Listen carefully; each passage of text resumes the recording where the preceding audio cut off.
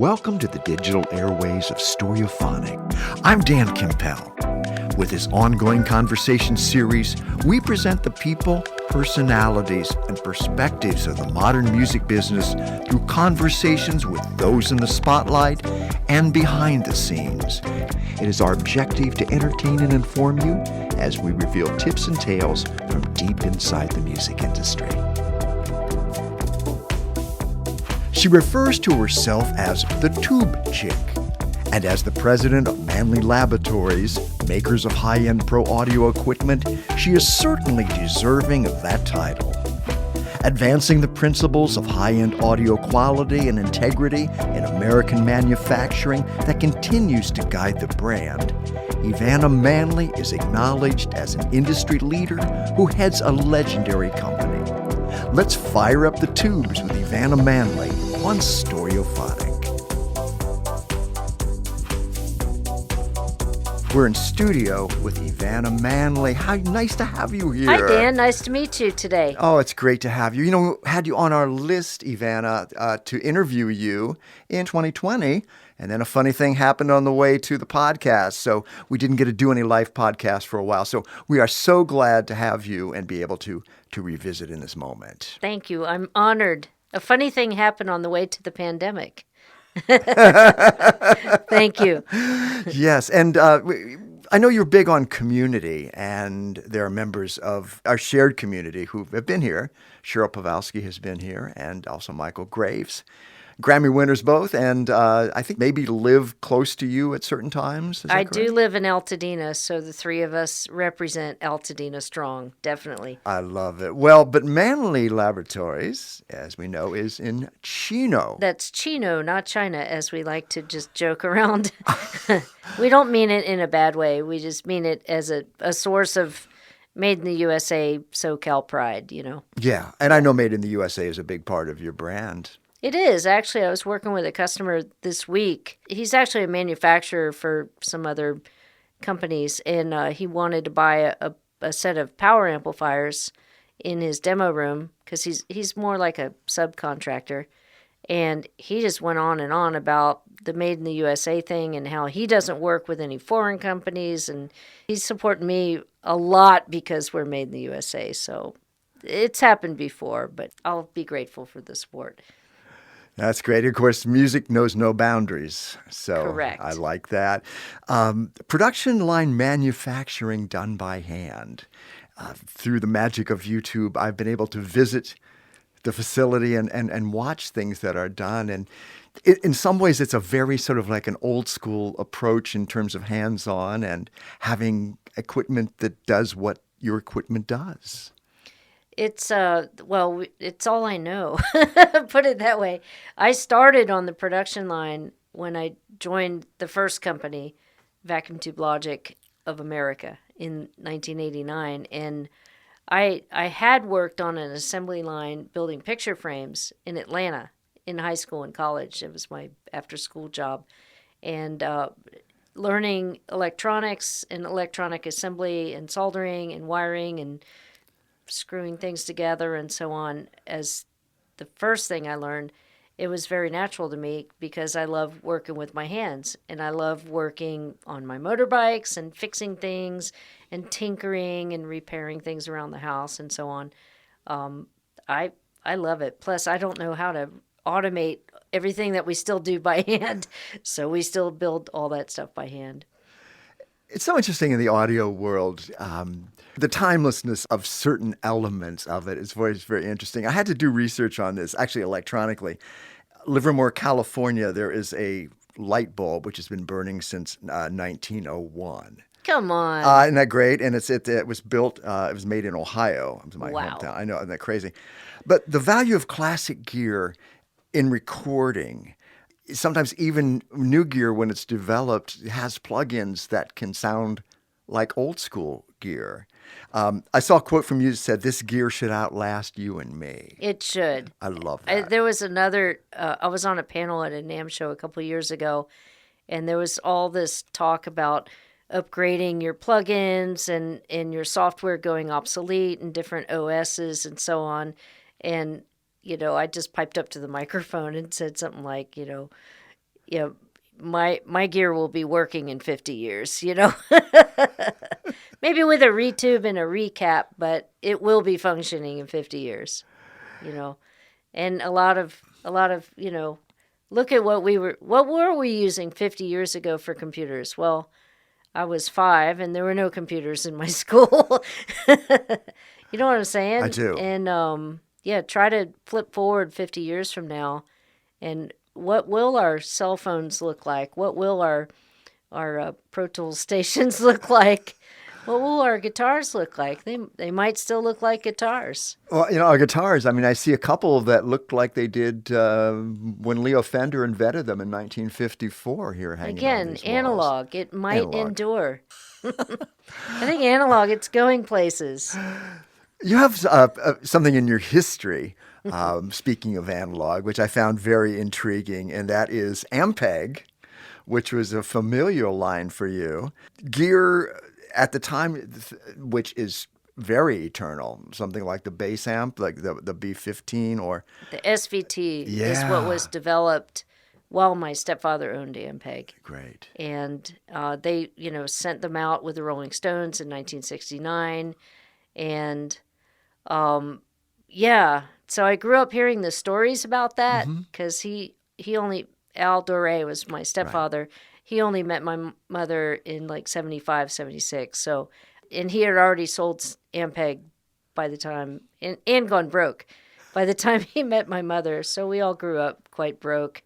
And hearing stories of these glorious stories of the Ampeg years. And he hung out with Johnny Cash and just all kinds of musicians and stuff, and built up Ampeg into a really big rock and roll brand, for bass guitars. He also owned Dan Armstrong guitars and Grammer guitar. Emmons steel guitar as well. And they were trying to build a consortium to acquire some other audio companies as well. And then his first wife died of alcoholism, and I think Dad just kind of spun out after that, and then sold the company, and then made some bad decisions, and kept making a lot of bad decisions till the end of his life, unfortunately. But one good decision he made was to really support me and my sister and get us through school and all that. He was a little Machiavellian in his methods, but his heart was good. You know what I mean? It was kind of a dangerous combination, but he always meant well. It's so interesting to think about that era of, those are the things that collectors now use. Think of like something like a Dano electric guitar that we used to laugh at, or Silvertones. Now I look at like vintage guitar magazines and they're $5,000. It's so interesting. Amazing. What persists? What persists? Analog again. Analog. Why do tubes sound better? Because they rule, as you've seen. Number one, they're working with high voltages, which deliver high fidelity, high headroom, and all that kind of thing. So that's just number one, is you're working with hundreds of volts, so you've got plenty of headroom to achieve a really great sound. You're not reaching limitations very easily. And when you do approach the limitations, it's the second thing about tubes and why y'all love them in guitar amplifiers, is when you do push them, they're going to clip in a very beautiful way that sounds good. It's not abrupt and really killing your ears. So those distortion characteristics, when you're up on the edge, are actually pleasing to our ears and sound cool.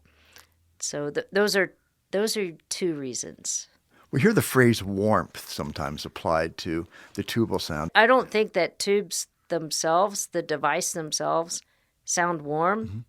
To me, I want them to sound fairly neutral, and we can, because they're, point number 3, they're inherently very linear devices. And they have a wide range on their curves, on their operating curves, where you can use them. Like, you're not just pigeonholed into this tiny little window to make them operate. There's a large place that you can operate tubes. You can choose to run different voltages and run them higher or lower or whatever. But they can be linear they have a big window of linearity. You know what I mean? So that's another advantage there. And I think I lost my train of thought otherwise. I asked you about warm, and there. Oh, warm. Yes. Okay. Sorry. That's So fine. the tube itself is not the thing that's being warm. Right. Unless you're on the edge and trying to clip it and push it, right? Then it can sound crunchy and whatever. I think what contributes to the quote warm sound is the addition of transformers, say, into your signal path. And that's why on a lot of our devices that have a single-ended tube circuit inside that's very clean, there are input and output transformers, and there are also quarter-inch direct input and outputs that do not go through the transformers. And then you yourself can plug in and listen to the difference. And for me, when I'm trying to get a clean sound, such as in reproduction of music, not creating a tone, I'm going to always choose a transformerless input, say, to a power amp or whatever. So that's like why a lot of our audiophile equipment is transformerless. Line level stuff is transformerless because I think less is more. Yeah. So I go for that. So I wouldn't say overall that you should categorize Manley's sound as a warm sound. It's more a natural sound, I would say. And then you have the choice a lot of times to invoke more what they call tube sound, but is really maybe transformer sound. It's interesting in looking at the product line, products which have been with us for a great deal of time in there. And again, it goes back to sort of what we were talking about earlier, which is that once the gear is right, it's right. I don't, look, we're not a giant company, so I don't have unlimited R&D budgets to just create new products every year or recreate them. So definitely we take advantage of getting something really good 25 or 30 years ago, and we still build it today. Now, over time, we might revisit a design, improve its efficiency of build. There might be some issues we should address. There might be some heat management things that we could do a little better. Like that's one thing in the variable mu, for instance. The first ones came out to market in 1995. And those early ones, while they had a 6386 and they used Souder transformers, not the Manley ones, they were infected with really bad heat problems, where a regulator and a heat sink, creating heat is next to the thing that doesn't like heat, like a capacitor. So there were some stupid design decisions made at the time, or poor layout choices, that after we'd see these kind of things fail, we'd go back and say, yeah, let's get that capacitor a little further away from that heat sink. It's just trying to die there. And that can go for any unit that we've built for a long time. You see failure patterns and you're like, we should fix that in the next production run. And things are constantly being improved because we want things to last 50 years or 100 years or whatever. I mean, I've been doing this for about 35 years, and stuff I built in 1989 is all out there working still today, right? Yes. Nobody threw it away. Everything's pretty much fixable. And again, there's a mystique sometimes with things that have that classic. We see it with musicians and their instrument choices, or people that collect. Yeah, I've also heard, and I'm not a guitar player, but I've heard like Fender amplifier collectors are going to go for the one that was built by Betty, or they're famous builders that they're like, oh, she built the best amplifiers, So, yeah, you can look inside a lot of Manley products and see certain signatures. It's like, oh, I want those ones that Verna built, We haven't gotten there yet, but one could. That's great. That is so specific. Looking at your history, your personal history is very interesting. You were a band musician, right? You played a geek? You just say band geek. What was your instrument? I started on, in fourth grade, we could all get out a social studies class if we took violin. So we all mass exoded out of social studies and took strings, right? All of us. And then in fifth grade, you could be with the cool kids and join bands. So we all left strings and joined band. And we were all just little kids. We don't know what the hell we're doing or what a clarinet. I didn't even know what a clarinet was, honestly. And they're like, "You're gonna play clarinet." Oh, okay. What is it? Oh, wonk wonk wonk. And I had braces at the time when I was a kid. I had braces for a very long time, and as soon as I got those braces off, I'm like, "Give me that trumpet! I want to learn that." And because trumpet players are like the athletes of wind instruments, like the embouchure control you have to have. Well, I never quite got there. I'm definitely no Maynard Ferguson, but with clarinet, my main instrument were bass clarinet, clarinet, and then alto sax and soprano occasionally, and bari sax a lot. I played a lot of bari sax, and I played in a big band in Atlanta for a while when I was just still in college and stuff. So I could say I did get paid to play bari sax in a big band. It helps so much when we deal with musicians to have that aptitude, because as you know, musicians can be a little.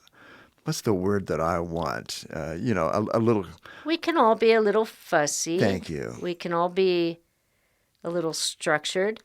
So it just helps. It just helps. Music has rules. It does have rules. We've learned how to put in our 10,000 hours and master a subject. We're good with math in general.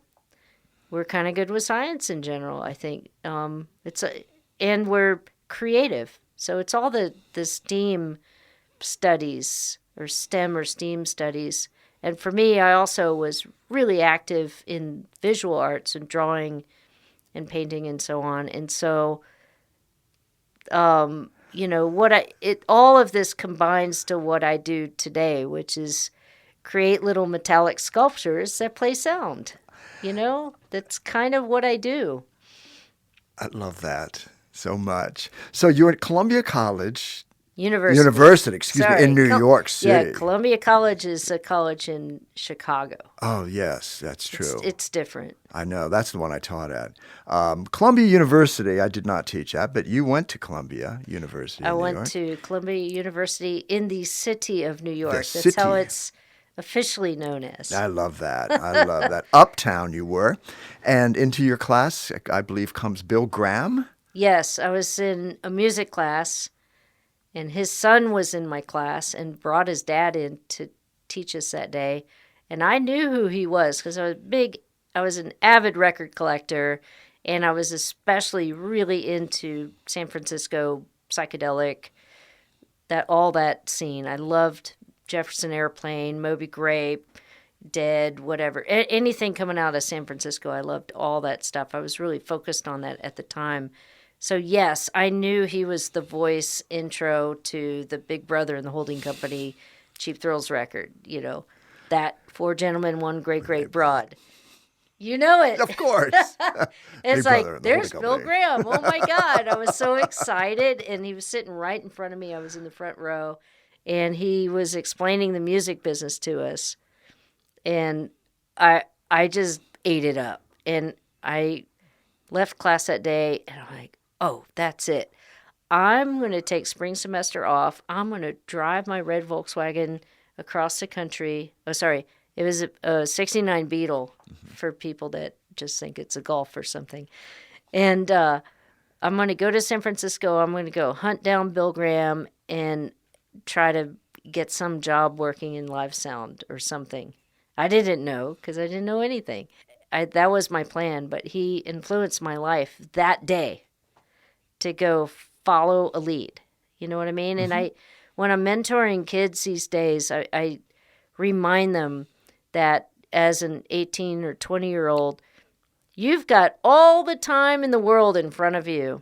And if you see an opportunity that looks half interesting, go check it out. Go drive across the country and go meet somebody or get a job or something. Go pursue what you think a dream is at the time. The worst case is you spend a little bit of time, a week, a month, 6 months, whatever. It's not your gig and you go do something else, but go check it out. But for me, I stayed in SoCal and got connected with the Manleys, with David and Luke Manley, and then got into this electronics thing. So I was doing what I just told you. I followed a dream into another dream, basically, and got my life like headed in a direction.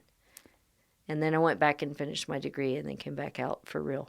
It's always like the gig that leads to another gig. Everything. But keep in your eyes action. open. Yeah. Check it out. Yeah. You'll see something you don't know existed. Oh my gosh. Right? Yes. You didn't know that the world that you now dominate existed. I didn't know right? anything about any of Yeah. this. Exactly. Yeah. Yeah. Bill Graham came from theater. Yes, he did. He also saw outran the Nazis. Yes. I mean, no mean feat. oh my God, that guy was amazing. Yeah. Yes.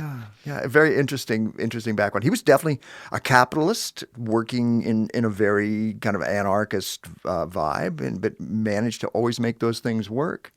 Managing incredible artists, Yeah, and he respected his audience Yes. a lot. Provided the apples at the end of the night, and he had huge respect for people around him as well. As much as of a tough leader as he was by accounts. But yeah, I thank him, and I would love to thank his son David for bringing him to class that day. We'll be right back. This season of Stereophonic is sponsored by Isotope, makers of innovative audio products that inspire and enable people to be creative. Visit isotope.com to learn about award-winning audio plugins and use the code STORY10 to get an extra 10% off. We are also sponsored by Odyssey. Trusted by professionals all over the world, Odyssey is uncompromised audio. Visit odyssey.com.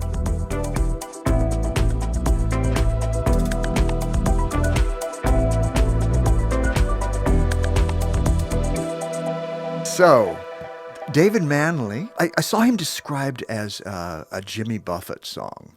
He seemed like a very complicated man, sometimes maybe better discussed in literary terms, or it just seems like a lot of complexity kind of there. Yeah, Ingenious. I was renting a room from him as well, and his son. So the three of us lived in a house in Ontario, California, and we were just working all the time because that's what we did.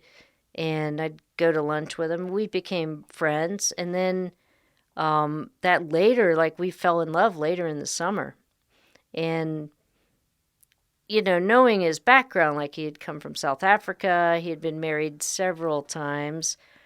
He also had said that he had been alcoholic, but he hadn't been drinking in 10 years or something. But I was like 21 years old. I didn't know anything about any of those topics, right? I was studying music. I could, tell you circle fifths or whatever. Yeah, so we ended up getting married a year later, and then he started drinking, and I just had no exposure to alcoholism. And it turned into a very frightening experience, actually. Like it was crazy. And then later, after he left in '96, he was later diagnosed with manic depressive disorder. And then it's like, okay, that makes all sense there. It's just a good thing he didn't get into cocaine or something, but because that would have been wild. But it was crazy time, definitely. There's just a lot of plate spinning and too much going on all the time. And then he'd go into like a year or two and just be angry and kind of mopey and depressed about and complaining about people and this and that. But when he was in his manic phase, he could really get a lot of stuff done and create a lot of products. So in the early 90s, like the launch of the Manley Pro Audio brand, there was just like, here's an equalizer, here's a mic pre, here's another equalizer, here's another mic pre, here's a compressor, here's another one, here's 12 new power amps. Like there was just no stopping him. Like he would just crank all this stuff out. Now, it was all done with a lot of problems, and they weren't very finished designs. And my role in the early 90s had switched on to the electronics bench, and I was a design assistant, and something would hit my bench, and we're already building 50 of them. And it's like, hey, do you realize that this is backwards? Or do you realize that this is making a lot of noise here? He's like, it's fine. Just ship it. And I'm like, yeah, they're going to get hold of me and complain. So no, I'm going to try to figure this out. So my electronics background or knowledge came from being thrown in the pool, basically, and learned to swim. Like, I had to figure this stuff out because he didn't think it was a problem, whatever it was. So I would work on the gear and maybe reorientate transformer, add some shield. I'm talking about a lot of noise floor problems in the early days, ground paths, because he just didn't take enough time to get this stuff sorted out properly. EveAnna, how did you learn all this? Yeah, there was not University of YouTube at the time. This is before the internet, basically. Just on my bench, old school, well, what would happen if I take this transformer out and put it on long wires and move it away from this thing? Oh, yeah, listen to that. Yeah, that really affects that. Or what happens if because I took high school physics and college physics, like I knew a few things. I didn't know precisely about electronics, but I knew some basics, like, transformers radiate, and they radiate in a certain pattern. And we did have a lot of books, electronics books as a resource too. Although my brain, I had a hard time really absorbing that stuff from classic textbooks, I have to say. Not in a classroom setting. Like, here's some books, go read them. And sometimes, like, my brain just wouldn't really absorb them, the reading I would do. And it might be my ADD or something, I don't know. But most of the real knowledge I got was working with my hands, with the speakers, trying things out, measuring things, observing things, scientific method, if you will, but just figuring it out. One of the things about our podcast, Storyophonic, is it's very female forward. It's part of our process, one of the things that we do. And as such, we've had visitors like Leslie Ann Jones, Lynn Earls, different people. And I saw you use the phrase, the gender box. And the world to which you are now a part of, it wasn't necessarily like women doing that at that time. No, coming up, I right? had zero female role models. Zero. None. Not at all. There was no one I knew who worked for an electronics company that was not in sales or some kind of management. There was no chicks I knew with a workbench screwing stuff together or figuring stuff out. They just weren't in that career. And today, I can't say there's gobs of them. I'd have to struggle to mention a few folks that can, a few girls that could solder. But I don't know. It's kind of odd that it's been a field in which there's very little female representation. It's odd. But I'm glad to see there's more recording engineers and folks working in studios, girls working in studios, ladies, girls, queer, whatever, I think that going to a NAMM show today versus 25 years ago, it's night and day. Not everyone is an old white man. Not everyone. There's still a lot of those. Sorry, old white guys. Yes, indeed. We definitely see progress in so many ways. And obviously, it's never as fast as we wish it was, and it's never as inclusive as we wish it was. But it's better, as you say, than it was in the past. And with that in mind, you got an award last year, the She Rocks Mad Skills Award. Yes, I love that. She Rocks. So other honorees on that, we had Dionne Warwick. Not bad company. One of our guests on Storyophonic, Milk, was there. Leslie Gaston Bird, who's really involved in diversity. So you got up there in front of people and you got that award, and it was and She Rocks. Thank you. That speech is on YouTube if you want to go look it up. Yes, it is. And that was a wonderful award, and I was incredibly honored to be honored. Thank you. It's a great, it's an amazing collection of people. It looked like a really classy show, too. Yeah, it's a wonderful event. Yeah. And this year I think was the 10th annual. Mm-hmm. So they'll keep doing that. Yeah. It's great. Yeah, I've got a list of my friends who are girls or queer that I would definitely like to propose for future awards, definitely. That's terrific. Yeah, That's which is what we're talking about. There are a lot of really active, really kick-ass girls, females, chicks,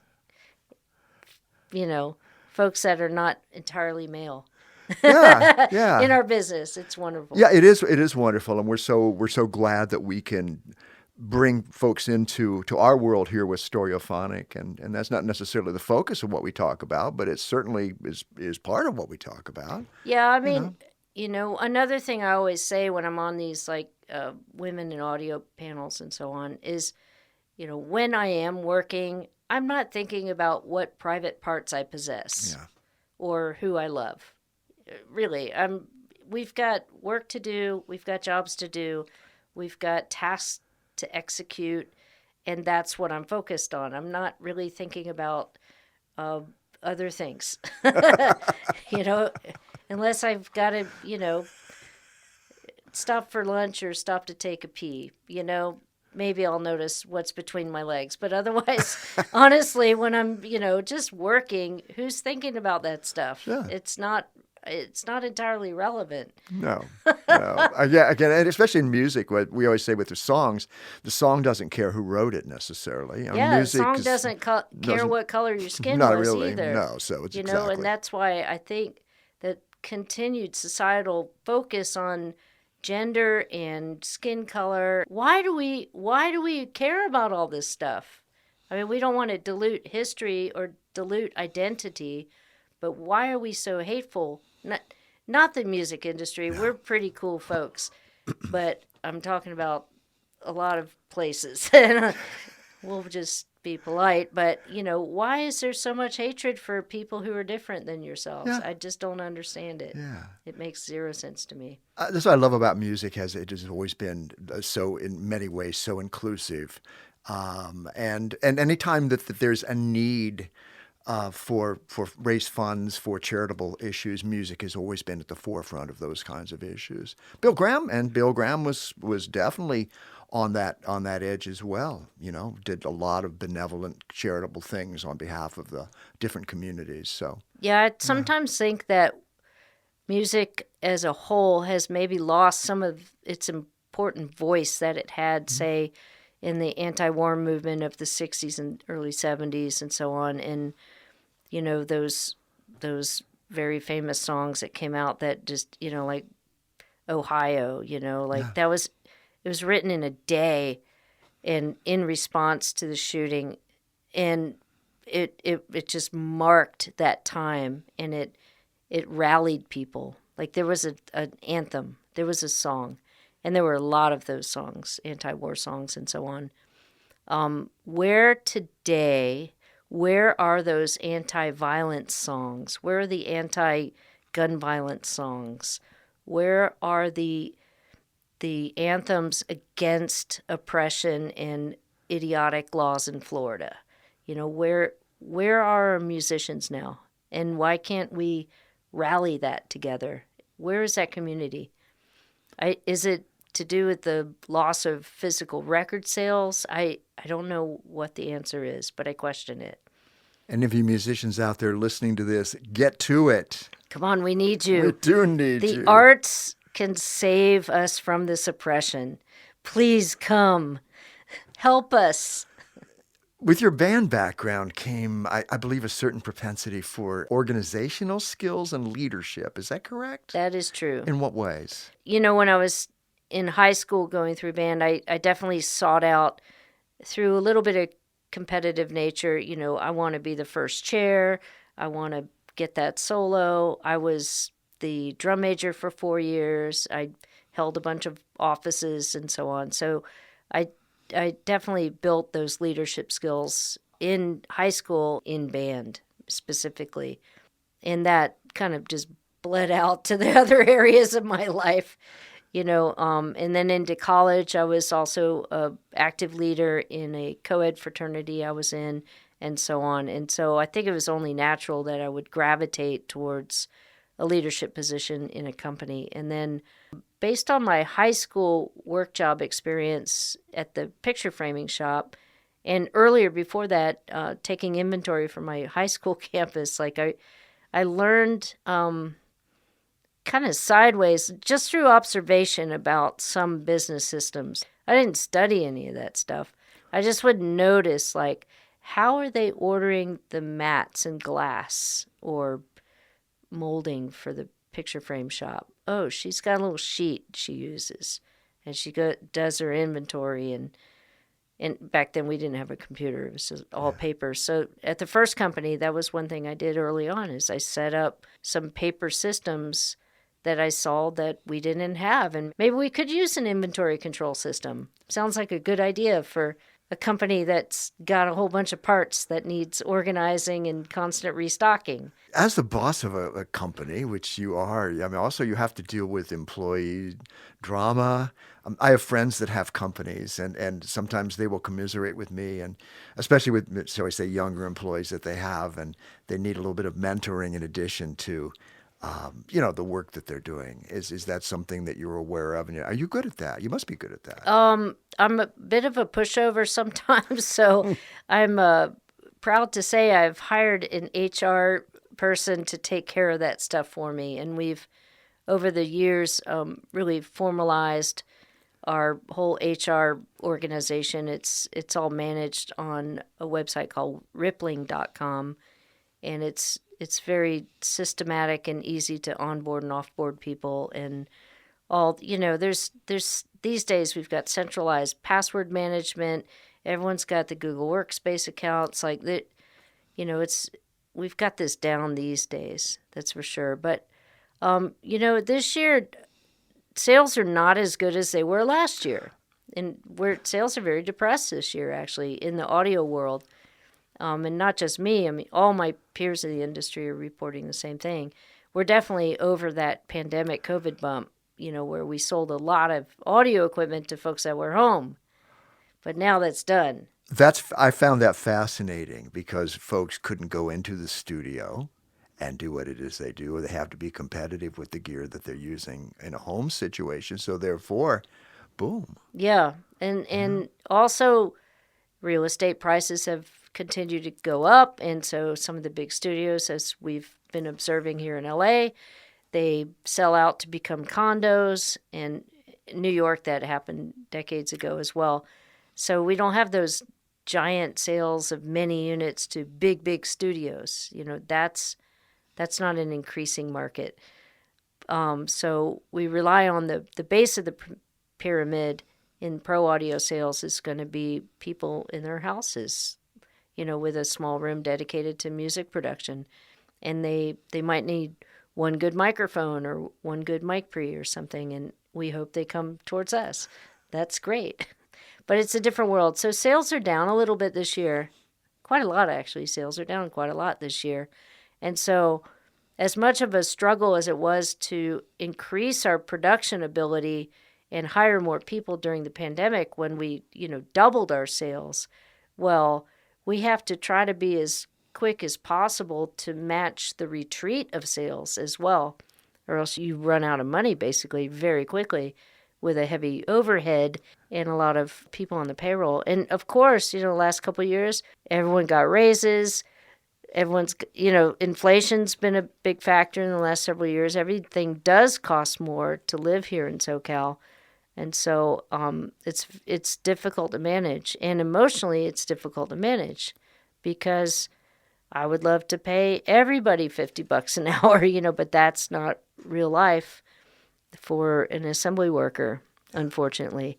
I mean, we do offer great benefits and plenty of vacation days and flexible work hours and so on.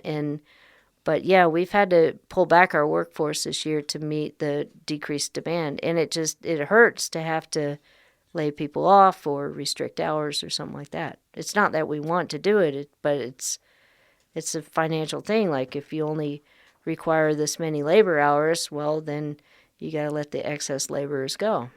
I was looking at things online and pictures of the equipment, especially like the exposed tubes. It's very nice looking. Thank you. I mean, they're like I said, they're little metallic sculptures that play music. They are definitely metallic sculptures.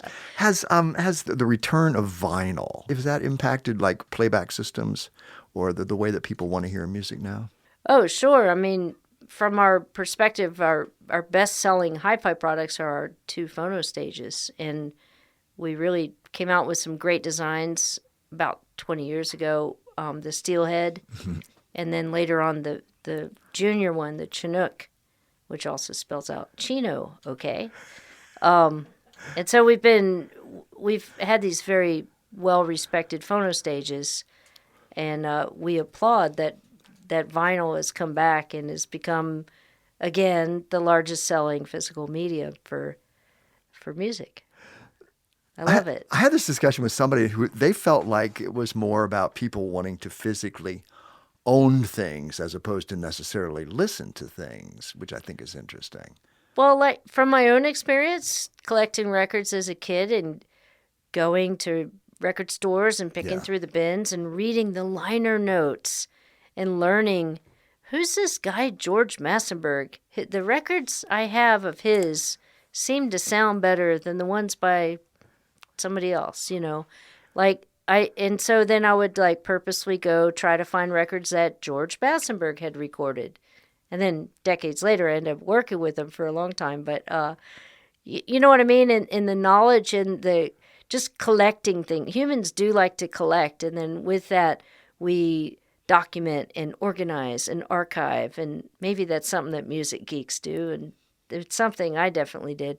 And it's something I just hate about streaming. And I do stream a lot of music all day. But I hate it that there's no giant photographs and liner notes that I can look at. Or even in the old A&M records, you'd pull out the record sleeve, the inner sleeve would have all the other A&M releases, little pictures of each album.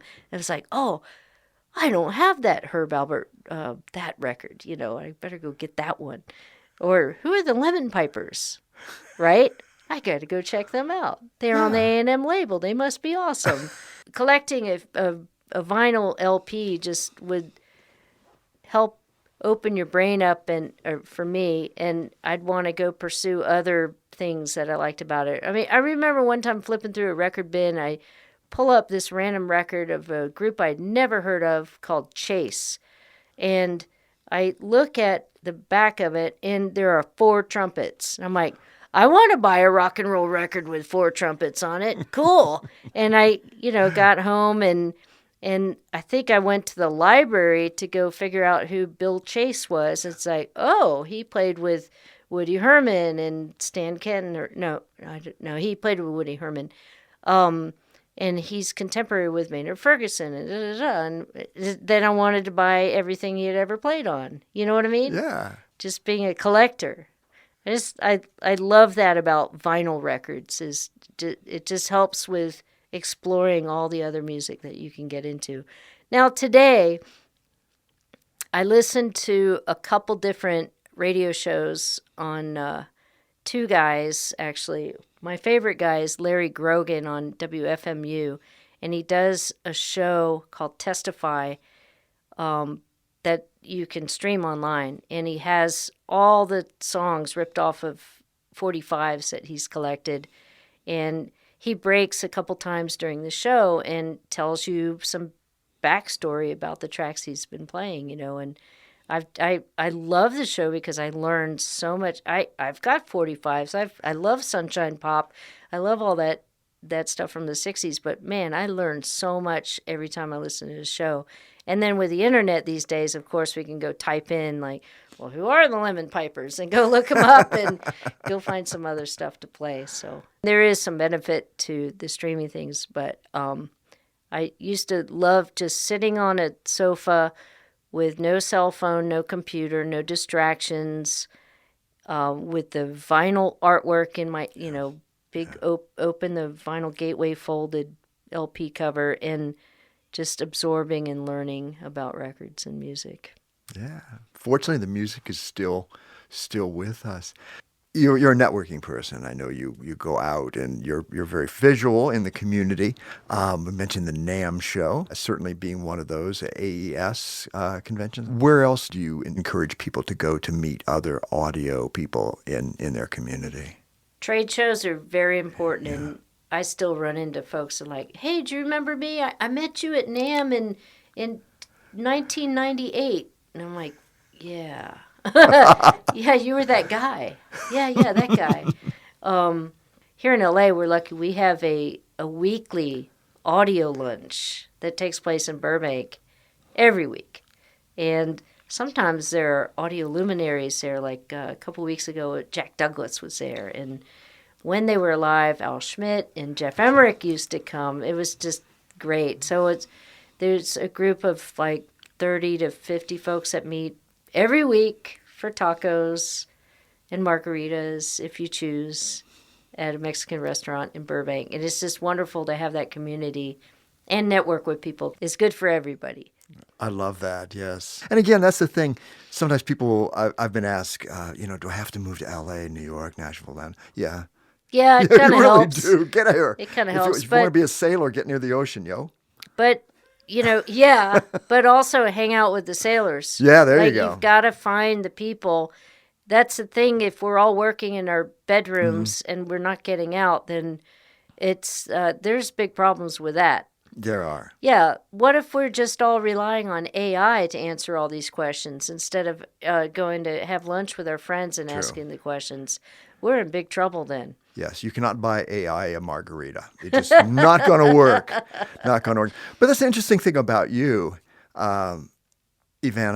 Just like sometimes people that work on the technical side don't have the outgoing kind of parts of their personality. But you are not a shy woman, and you're very upfront and you're very verbal. And it's an interesting combination of skills that you have.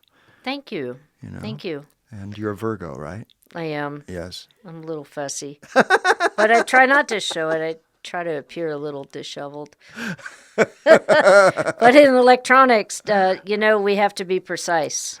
You do. Yeah. You do. And I tell kids too, if you have a spelling error or a grammatical error in your resume, I'm going to throw it away. Yeah. And they're like, that's not fair. And I'm like, yeah, well, if you're writing code and you leave the semicolon off the end of the line, nothing will compile. So precision is very important in our electronics world, in our computer world, in communication.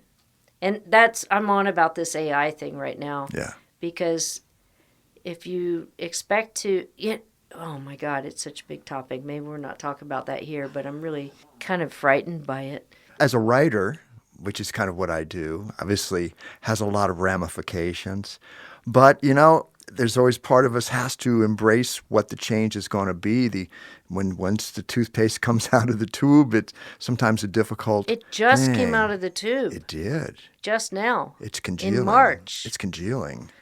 Yeah. Yeah. So I read a blog, so I won't name names because I'm really polite sometimes. Now this guy's my buddy, and he opened up he's reselling some hi-fi gear or something, and he announced his new website, and I went to look at it. And I was reading a topic that I didn't think he knew he had expertise in, because he's not an electronics geek. He's very smart with a lot of other activities he does. I didn't think he really knew about this topic. And I read through it, and some of the sentences contradicted each other, and there were a lot of generalizations, and then, X, Y, and Z, and then blue. It's like, no, that's not equivalent there. And then I went on ChatGPT and put the same topic in and said, write me a paper that describes the differences between this and that. And the ChatGPT generated a page of 7 paragraphs, pretty much like I just read on his website. Yeah. And I wrote to him. I said, I suspect that you used AI to write that blog post. Did you? He hasn't written back to me yet. I said, because it's riddled with technical errors. Yeah. And, da-da-da-da-da. And I listed some, for instance. And I thought, like, well, this is freaking dangerous because somebody might read this blog post and presume everything is true. And it's not. And it really represents this dilution of communication, of facts, of knowledge. And I'm scared for kids using ChatGPT to generate their essays in school and failing to learn how to read and write or communicate. It's really, I find it incredibly frightening.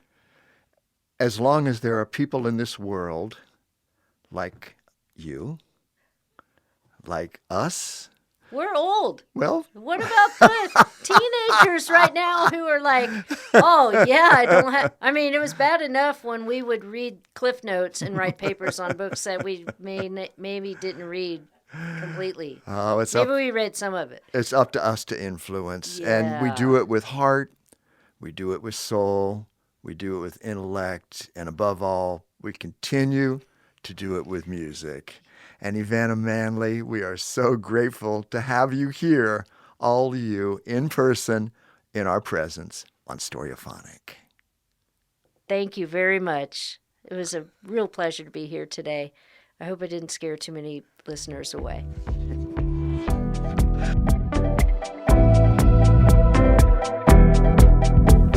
Thank you for listening to Stereophonic. Please follow us and rate us on your favorite listening platforms. Tune in for new shows and check out past episodes.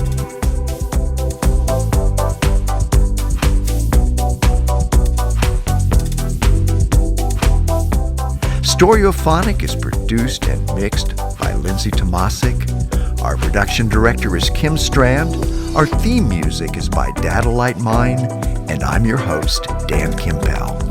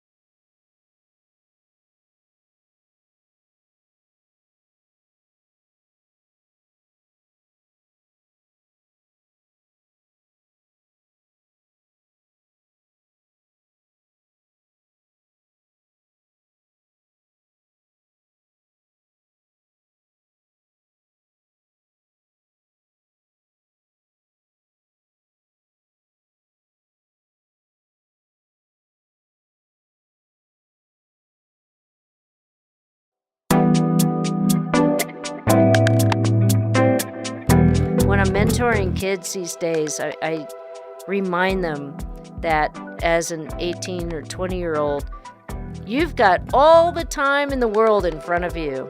And if you see an opportunity that looks half interesting, go check it out. Go drive across the country and go meet somebody or get a job or something. Go pursue what you think a dream is at the time. The worst case is you spend a little bit of time, a week, a month, 6 months, whatever.